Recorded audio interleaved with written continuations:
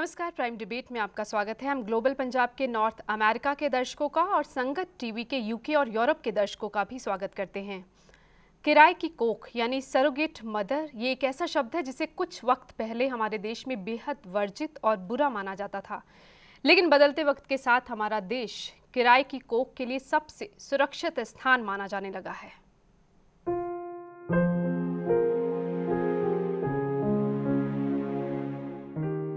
किराए की कोख यानी सरोगेसी उन दंपतियों के लिए वरदान बनकर आई जो किसी वजह से बच्चे को जन्म नहीं दे सकते।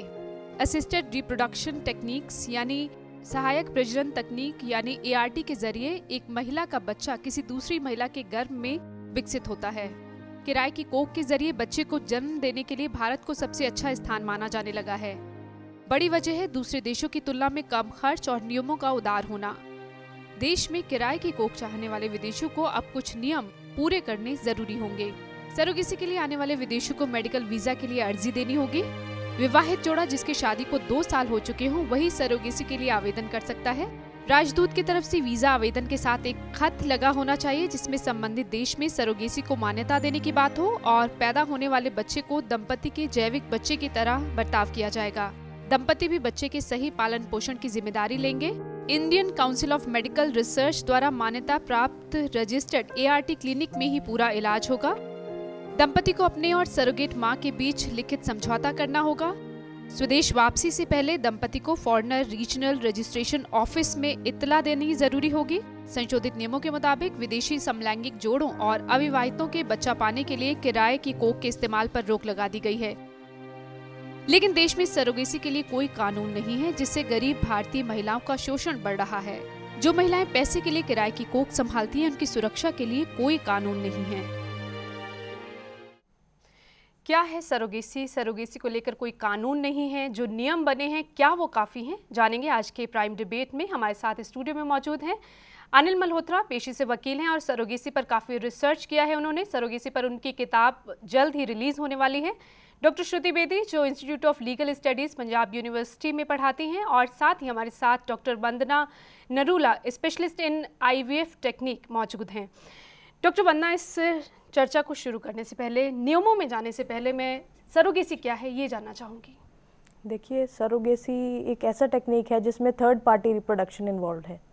इसमें कुछ कपल्स इस तरह के होते हैं जिनके कोख से, यूट्रस से जो लेडी होती है, शी इज़ अनेबल टू, वो बच्चा पैदा नहीं कर सकती या किसी कारणवश पूरे टाइम तक बच्चे को प्रेगनेंसी को लेके नहीं जा सकती। इन केसेस में एक थर्ड पार्टी या कि कोई लेडी जिसको सरोगेट कहते हैं उसको यूज़ किया जाता है ताकि उनको एक बच्चा मिल सके। जी अनिल जी, सरोगेसी को लेकर क्या नियम है? कानून तो नहीं है, और जो नियम है क्या वो काफ़ी हैं? देखिए, आज की तारीख में most of the countries of the world surrogacy जो है कमर्शियली वो इलीगल है, गैर कानूनी है। हमारी कंट्री में सरोगेसी पे कोई नियम नहीं है। 2005 में ICMR ने गाइडलाइंस बनाई थी जी। वही गाइडलाइंस जो कोर्ट ऑफ लॉ में इन्फोर्सेबल नहीं है वही चालू है। मेडिकल लॉबी ने एक 15 मेंबर कमेटी बनाई थी ICMR की, जिसने एक 2007 में बिल बनाया था, artificial reproductive technology regulation bill 2007। वो पार्लियामेंट में गया नहीं, इलेक्शंस अनाउंस हो गई। अब वो बिल 2010 में फिर बना है जी। मगर वो अभी बिल ही है, कानून नहीं बना है, क्योंकि कोई कोर्ट मैकेनिज्म, कोई एक्ट, कोई रेगुलेशन जो कोर्ट में इम्प्लीमेंट नहीं हो सकती नहीं है। इसलिए सरोगेसी का जो बिजनेस है वो बढ़ता जा रहा है। माना जाता है कि ये 25,000 करोड़ की इंडस्ट्री बन चुकी है सिर्फ भारत में, इंडिया में अकेले। क्योंकि हमारे मुल्क में मेडिकल वीज़ा रेगुलेशंस के आने से पहले जी, चाहे आप अनमैरिड हों, चाहे आप गे कपल हों, चाहे आप सिंगल पेरेंट हो, आप सरोगेसी कर सकते थे। मगर very recently ministry of home affairs ने ये क्लियर कर दिया है कि सिर्फ एक विवाहित आदमी और औरत जिनकी मैरिज 2 साल से सबसिस्ट कर रही है, जो नियमों में हमने बताया है, क्या ये नियम काफ़ी है अनिल जी? देखिए, चाहिए तो हमें कि हम ये जो वीज़ा रेगुलेशंस बनी हैं इनको एक कानून के रूप में एक्ट के तहत पार्लियामेंट के थ्रू बनाएं। पर डिफिकल्टी ये है कि जो बिल बना है जी, वो बहुत हेविली टिल्टेड है मेडिकल साइड ऑफ सरोगेसी पे। उसमें जो कानूनी दाव पेच हैं, राइट्स ऑफ पार्टीज हैं, डिस्प्यूट रिड्रेसल है, एक फोरम जहां ये सब सेटल हो सकता है, वो सब मिसिंग है। तो इसलिए मेरा मानना ये है कि मिनिस्ट्री ऑफ होम अफेयर्स ने इमीडिएट रोक लगाने के लिए मेडिकल वीज़ा रेगुलेशंस को इम्पोज किया है, ताकि ये जो इलीगल ट्रैफिकिंग चल रही है, जो रिप्रोडक्टिव टूरिज्म इंडस्ट्री बन गई है इंडिया में, जिनमें पैकेजेस दिए जाते हैं कि आप ताजमहल भी घूमने जाएंगे, आपको एक सरोगेट मदर भी मिलेगी, आपको इस कॉस्ट इफेक्टिव रेशो में सारा फैसिलिटीज मिलेंगी, वो एडवर्टाइज हो रही हैं। मतलब जो एक पूरा कारोबार बन चुका है उस पर रोक लग सके, जहां जरूरत है वही ये काम हो। बिल्कुल, 5 लाख में आपको एक पैकेज मिलेगा। यही पैकेज अगर आप किसी यूरोपियन डेस्टिनेशन में लेंगे, उसकी कॉस्ट 10 टाइम्स तक हो सकती है। अब सवाल ये उठता है कि अगर कोई प्रॉब्लम खड़ी हो जाती है जी, जैसे मंजी यमदा का केस था, जापानीज कपल आया था, उनका डाइवोर्स हो गया, मां को बच्चा नहीं चाहिए था, अब अकेला बाप क्या करता है? तो सुप्रीम कोर्ट ने अल्टीमेटली मैटर को रिजॉल्व किया। जॉन ब्लास का जर्मनी का केस था, 2 बच्चे थे, सुप्रीम कोर्ट ने फिर हिदायत दी, SLB अभी भी पेंडिंग है, बच्चे बाहर गए।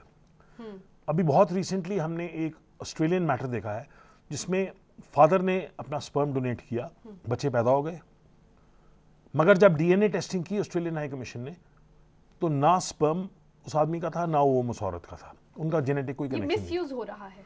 बिल्कुल, इसकी इतनी अब्यूज है।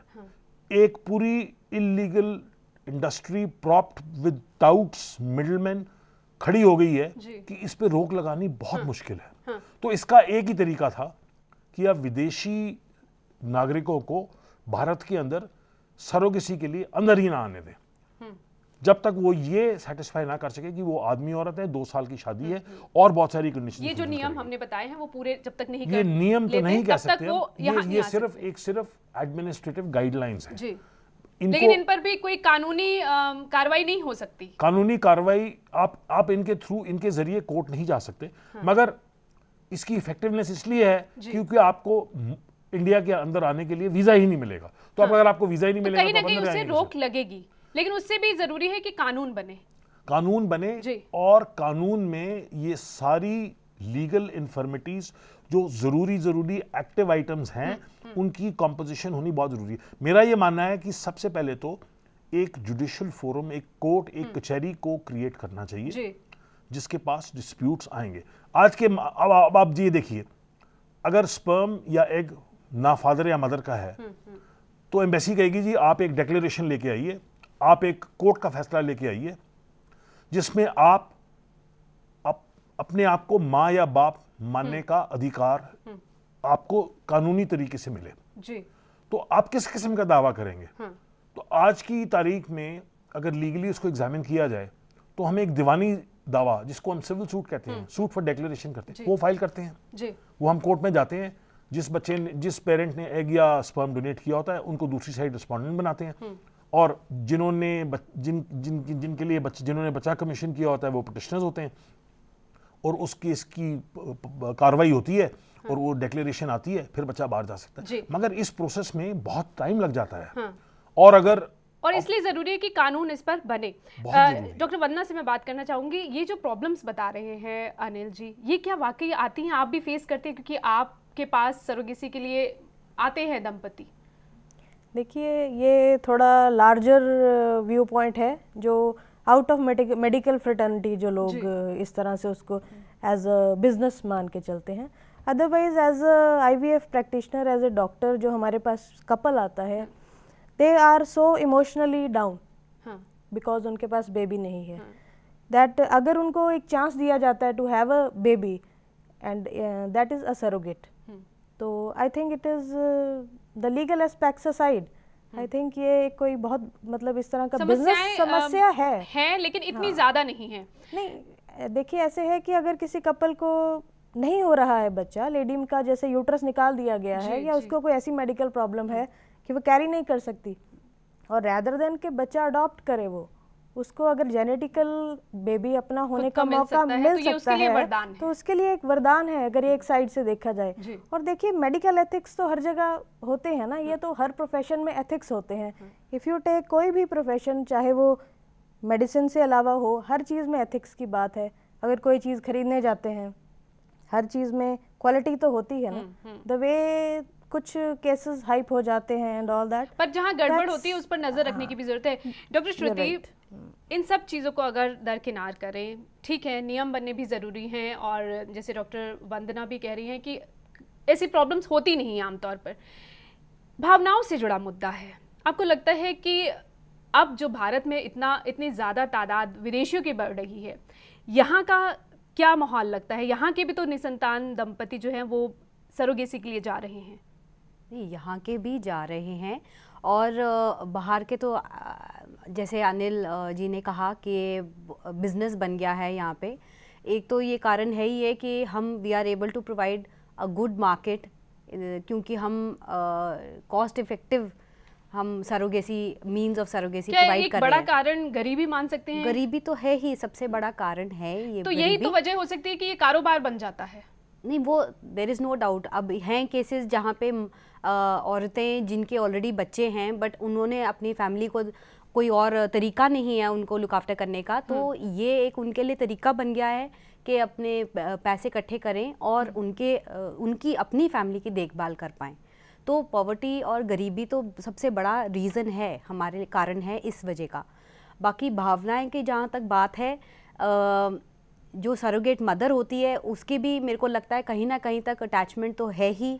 बाकी अगर हम business commercial point of view से देखते हैं तो आप उसको वैसे बिज़नेस मांग सकते हैं, बट जो औरत 9 महीने के लिए एक बच्चे को पेट में रख रही है, उसके साथ जरूर एक लिंक जुड़ाव हो ही जाता है। एक केस भी था इस कारण में अमेरिका में, वो देखा गया कि बायोलॉजिकल पेरेंट्स को पता चला कि there are some infirmities in the child, तो वो चाहते थे कि वो लेडी सरोगेट मदर अबॉर्ट करे बच्चे को, जो वो नहीं मानी, क्योंकि उसको था कि मेरी रिस्पॉन्सिबिलिटी है इसको लाइफ देना, इस बच्चे को जन्म देना।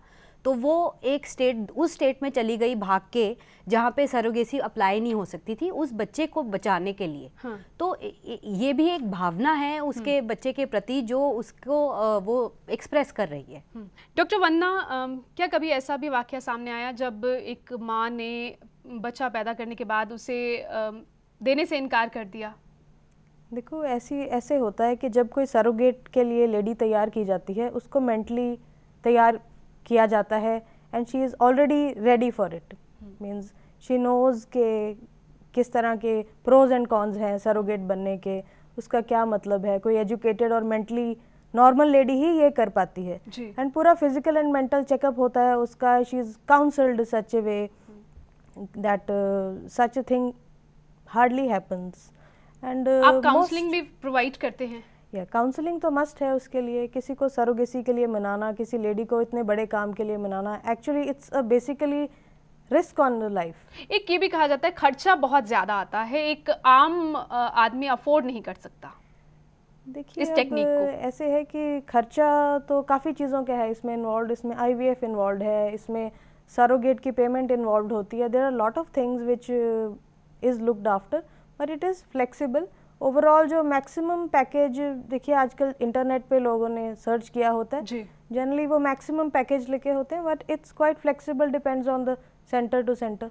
जी डॉक्टर श्रुति, जैसा ये डॉक्टर वंदना कह रही हैं कि भावनात्मक तरीके से जुड़ लगाव तो हो ही जाता है, आपको लगता है हम भी महिलाएं हैं, कितना मतलब आसान या मुश्किल होता होगा? बेशक एक करार है, अगर करार को आप साइड में रख देते हैं, उस वक्त अगर माँ ये कह देती, सुनने में भी कई बार आया है कि ये मामले कोर्ट तक पहुँचे हैं। जैसे कि 2 तरह की सरोगेसी होती है। एक ट्रेडिशनल सरोगेसी है कि जब बाहर एम्ब्रियो बना के फिर अंदर डाला जाता है, where the mother is the biological mother as well. जी। या फिर एक और तरीका जो पहले ज़माने में होता था कि किसी को चूज़ कर लेते थे और उस तरह से होता था, she was only taken to be the third party in the couple, the marriage of the couple, जिसके साथ करार हुआ जब IVF और ये हमारे पास टेक्निक्स नहीं थी, तो उसमें तो वो लेडी पूरी इन्वॉल्व हो जाती थी और उसको यही था कि मतलब ये मेरा बच्चा है, मैं इसको कैसे छोड़ सकती हूँ। तो उस टाइम पे तो बहुत डिफ़िकल्टीज़ हमने देखी हैं। पर आजकल जो है वेयर जबकि औरत को पता है और उसी तरह से उसका माइंड मेकअप करा जाता है और उसको पहले ही पता है कि ये बच्चा मैं नहीं रखूँगी, आफ्टर डिलीवरी इनको देना है। तो इमोशनल अटैचमेंट तो हम कहते ही हैं, भावना तो होती ही है, आखिर माँ की तरह रखा है। जो बच्चे जो लोग ले रहे हैं जिनका ये बच्चा है और सरोगेसी से पैदा हुआ है, वो उतना भावनात्मक तरीके से उसे पाल पोस सकते हैं? मैंने ये भी काफ़ी केसेस में ये भी देखा है, वो पेरेंट्स बल्कि ज़्यादा अपने उसको अटैचमेंट उनके साथ बच्चे के साथ होती है, क्योंकि वो उससे गुजरे हैं कि जब उनके पास कोई भी बच्चा नहीं था और वो उनके अंदर इतनी ज़्यादा डिज़ायर है कि वो एक बच्चा, अपना बच्चा मिल जाए किसी भी तरह से, तो वो तो भगवान की देन जैसे है और उसके ऊपर पूरी लव एंड अफेक्शन, वो पूरा प्यार देते हैं। जी अनिल जी, एक और भी समस्या है कि जो सरोगेट मदर्स होती है उनकी सुरक्षा को लेकर कोई कानून नहीं है। अगर प्रेगनेंसी के दौरान उनकी डेथ हो जाती है या विकलांग बच्चा पैदा होता है तो उसके लिए कोई कानून नहीं है। देखिए, हमें ये जो सरोगेसी है, इस कंसेप्ट को आज की डेट में 2 सेक्शंस में डिवाइड कर लेना चाहिए जी। एक है अल्ट्रुइस्टिक सरोगेसी, एक है commercial surrogacy ji.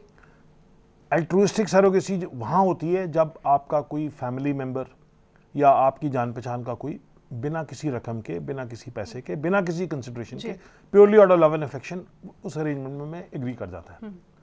In house domestic हमारे मुल्क के अंदर ही अंदर ऐसी सरोगेसीज बहुत पॉपुलर हैं, उनके बारे में हमें पता भी नहीं चलता। तो ये जो सरोगेसीज हैं इनमें कोई प्रॉब्लम नहीं है, क्योंकि इनमें कमर्शियल एलिमेंट नहीं होता और risk of giving up the baby या बच्चा वापस ना देना या बच्चे को अबैंडन कर देना, इसके चांसेस कम होते हैं, बहुत कम है।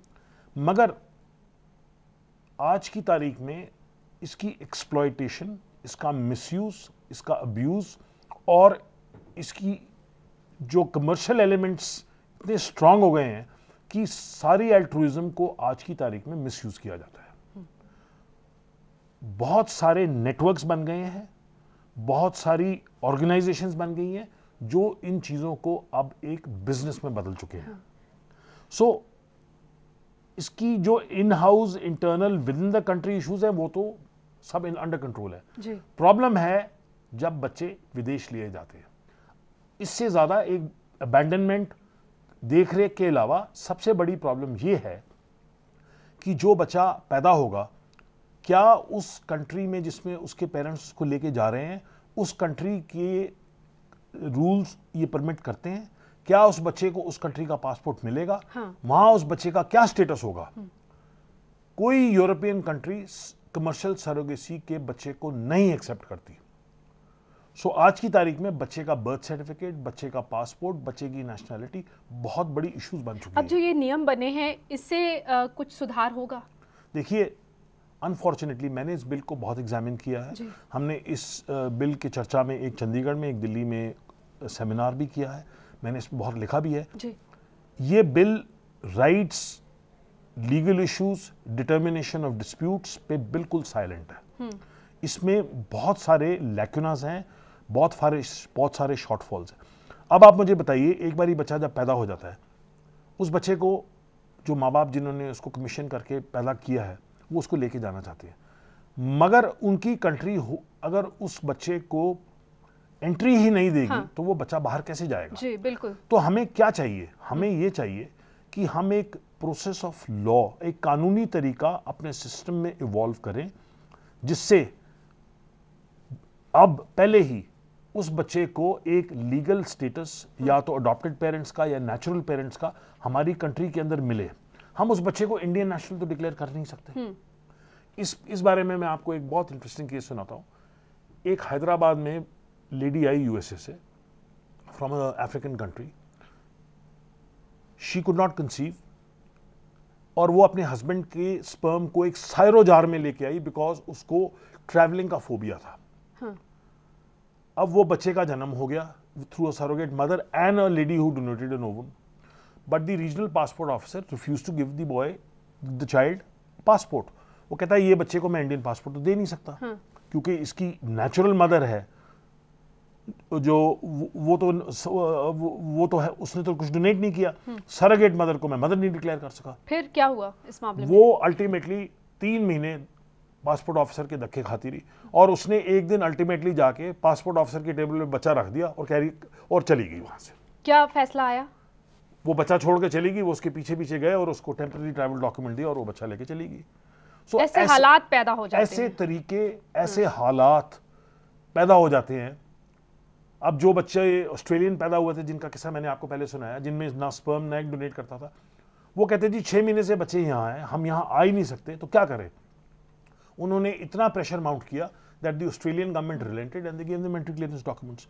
बहुत सारे लोग रिट पिटिशंस करके हाई कोर्ट से टेम्पररी ट्रैवल डॉक्यूमेंट्स ले लेते हैं, पर ये कोई तरीका तो नहीं है।